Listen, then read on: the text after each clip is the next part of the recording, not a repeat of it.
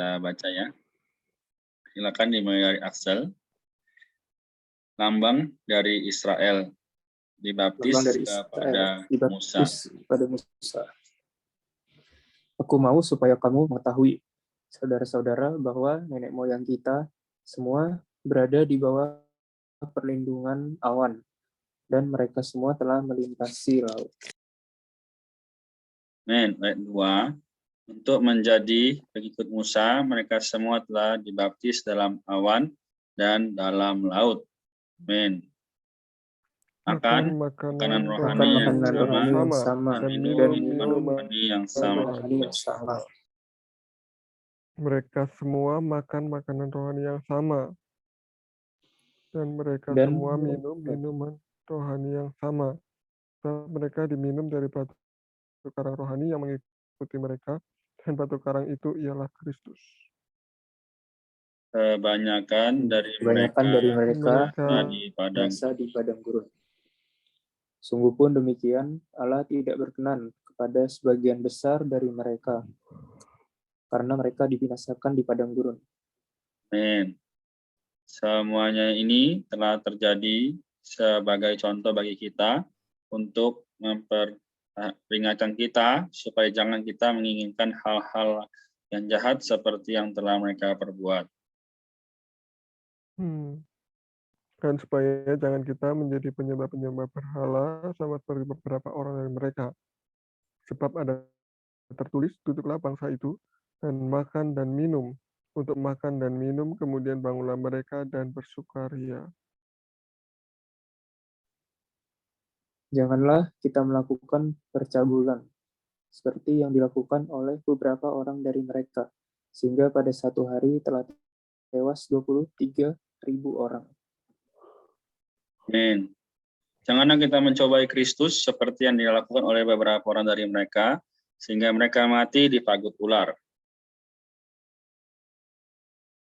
Dan janganlah bersungut-sungut seperti yang dilakukan oleh beberapa orang dari mereka, sehingga mereka dibinasakan oleh malaikat maut.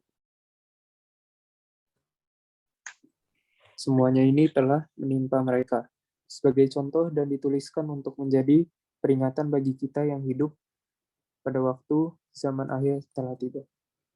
Amin. Ayat 12. Sebab itu, siapa yang menyangka bahwa ia teguh berdiri, hati-hatilah supaya ia jangan jatuh. Percobaan-percobaan yang kamu alami ialah percobaan-percobaan yang biasa, yang tidak sia. Sebab Allah setia, dan karena itu ia tidak akan membiarkan kamu dicobai melampaui kekuatanmu. Pada waktu kamu dicobai, ia akan memberikan kepadamu jalan keluar, sehingga kamu dapat menanggungnya. Amin. Amin. Si Tuhan ya. Jadi saudara, kalau kita lihat di sini ya, ada beberapa tahapan. Yang pertama yaitu mereka dibaptis kepada Musa, lalu makan makanan rohani yang sama, dan minum minuman rohani yang sama. Kemudian kebanyakan dari mereka binasa di padang gurun.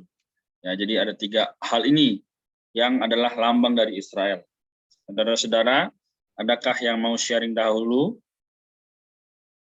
dari Axel atau Samuel?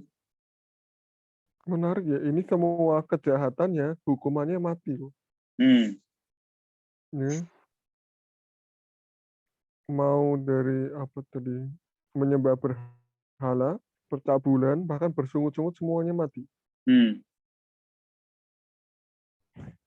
Ya enggak, menarik aja gitu. Dari mereka binasa. Ya. Benar juga.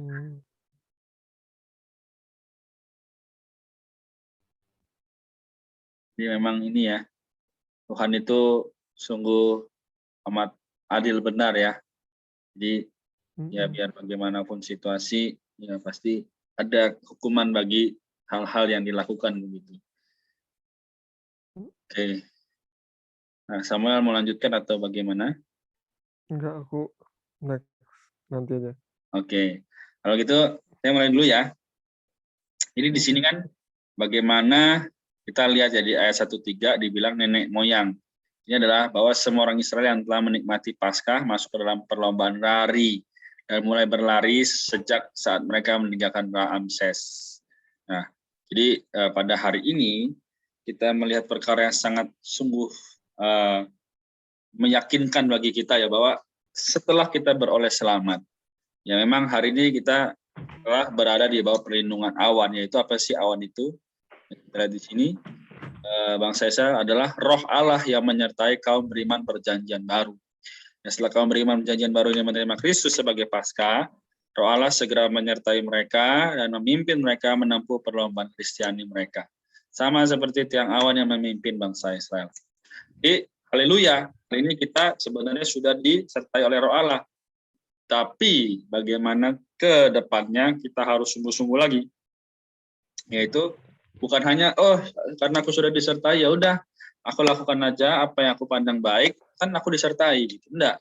Tapi hari ini, kalau kita lihat ya di ayat-ayat selanjutnya, tadi dibilang, ayat 8 ya kan, tadi Kak Samuel juga sudah singgung ya, janganlah kita melakukan bercabulan, seperti yang dilakukan oleh beberapa orang dari mereka, sehingga pada satu hari telah tewas 23.000 orang. Nah, ini bukan perkara yang sedikit ya. Kita lihat kasus COVID ini ya, juga banyak merenggut nyawa orang. Kita lihat di ayat 81-nya di sini bilang, cabulan mengiringi penyembahan berhala. Karena itu di sini dan hal itu disebutkan bersama-sama, seperti juga dalam ayat-ayat tersebut ya, diragukan lagi. Di sini tersirat bahwa kedua kejahatan itu ada di antara kaum beriman Korintus. Jadi dua hal utama itulah yang ditanggulangi dalam pasal ini. Jadi ya, percabulan bukan hanya perkara yang negatif secara fisik, tapi juga bagaimana hati, pikiran jika kita memikirkan hal lain selain Allah, itu juga sudah menjadi percabulan rohani. Wah, jadi saya juga baru kembali diterangi ya hari ini, sebenarnya manusia hidup harus benar-benar kudus, suci, dan murni di hadapan Allah. Sehingga ya tidak lagi jadi momok yang merusak hubungan kita dengan Allah, tapi benar-benar perlu melihat perkara-perkara yang Allah inginkan, yaitu apa? Ya, ayat selanjutnya. Ayat yang ke-12, sebab itu siapa yang menyangka bahwa ia teguh berdiri, hati-hatilah supaya ia jangan jatuh. Jadi Tuhan mendambakan sebenarnya kita ketika berdiri teguh, harus hati-hati juga. Jangan bilang, aku bisa nih, aku sudah baca kitab, aku sudah berdoa, tapi tidak berhati-hati, tidak sandar pada Tuhan. Nah, maka Rasul Paulus menekankan ini. Jadi bagaimanapun ya, cobaan-cobaan itu yang kita lalui, yang kita rasakan ya, tidak akan melebihi kekuatan kita ya. Jadi puji Tuhan ya, kita melihat situasi ini sungguh amat menerangi dan sungguh amat mulia. Amin, saudara. Ini yang bisa saya sampaikan. Nanti kalau ada Axel atau Kak Samuel mau lanjutkan, boleh. Kalau tidak ada, mungkin kita bisa juga berdoa begitu. Amin. Amin. Iya, bagus ya ini. Ya, mulai dari baptisan, terus ada makanan yang rohani, terus Tuhan kasih peringatan. Tapi setelah Tuhan kasih peringatan, ya akhirnya dia bilang bahwa dia adalah Tuhan yang setia. Jadi ya kehidupan kita mungkin ya gitu ya. Mungkin udah dibaptis nih. Ya, tapi kan ini ada masalah ya kan. Udah dibaptis berarti di dalam gereja. Sama kayak saudara-saudara kita di gereja di Korintus ya kan. Iya. Nah, saya bilang ya mereka semua makan rohani yang sama. Sama nih. Kita juga makan rohani yang sama. Tapi ya kan. Ya, tapi di ayat 5 sampai 12 dilihat bahwa mereka itu melakukan kejahatan gitu. Nah, ternyata yang melakukan kejahatan itu bukan orang yang nggak percaya, tapi adalah mereka yang sudah dibaptis dan mereka ada di dalam gereja, mereka yang makan makanan rohani yang sama, tapi bisa melakukan kejahatan. Gitu. Ya, oleh karena itu, jadi ya bagus ya. Saudara kita mengatakan bahwa ya kita jangan merasa kita udah akan Tuhan, udah nggak akan gimana-gimana ya. Enggak gitu. Karena pengalaman gereja di Korintus nggak demikian. Justru orang yang sudah ini ya kan tapi mereka masih bisa melakukan kejahatan. Oleh karena itu ya kita perlu Allah yang setia itu, gitu. Ya, semoga Tuhan itu terus menguduskan kita, gitu ya. Dia yang kudus, dia terus menguduskan kita, sehingga kita memiliki penghidupan yang tidak jatuh, ya. Amin. Puji Tuhan. Amin. Tuhan. Gimana? Amin. Ada? Ya, aku nikmati di ayat 6 itu di catatan kakinya itu ada apa ya, kayak ya diceritakan gitu kan tentang bangsa Israel gitu kan. Ya, bagaimana di situ ya Allah kan sudah menjanjikan itu kan ke mereka tuh ke tanah permai gitu ya. Nah, tapi harusnya mereka masuk ke dalam tanah permai itu, tapi ya ternyata hampir semua jatuh dan tewas di padang gurun. Makanya di title yang nomor 3 ini kebanyakan dari mereka binasa di padang gurun. Iya. Nah, sini juga bilang hanya Kaleb dan Yosua mencapai sasaran ini dan masuk ke dalam tanah permai.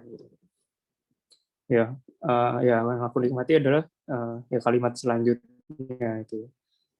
Nah, ini menunjukkan bahwa walaupun kita telah ditebus oleh Kristus, dibebaskan dari belenggu iblis, dan juga dibawa masuk ke dalam wahyu ekonomi Allah, kita masih dapat gagal capai sasaran panggilan Allah masuk ke dalam warisan tanah permai kita, Kristus, dan menikmati kekayaannya di kerajaan Allah gitu. Iya, amin. Ya ini juga jadi peringatan bagi aku gitu ya, bahwa ya kayak tadi sudah dikatakan gitu, Kosen juga sudah bilang gitu kan, ya ini tuh yang melakukan kejahatan siapa gitu kan, ya di sini contohnya sih orang-orang Israel gitu ya. Nah, mereka adalah ya orang yang makan makanan rohani, minum minuman rohani gitu, tapi masih bisa berbuat kejahatan gitu.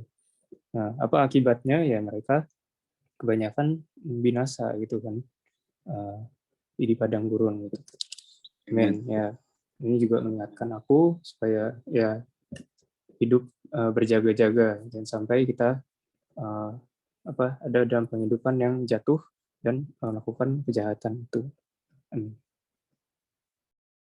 Amin. Puji Tuhan. Oke, jadi ya sebenarnya kita semua sudah mendapatkan makna dan arti daripada ayat-ayat tersebut ya. Semoga malam ini kita juga bisa menasihati diri sendiri ya. Saya juga kembali mengingatkan kepada orang-orang yang kita kenal, ya teman, ya juga mungkin ada yang selama yang kita telah doakan, yang mungkin teman yang mau diselamatkan. Semoga Tuhan memberikan kita jalan keluar. Amin. Mulia bagi Tuhan. Kalau begitu, ya kita berdoa ya, saudara.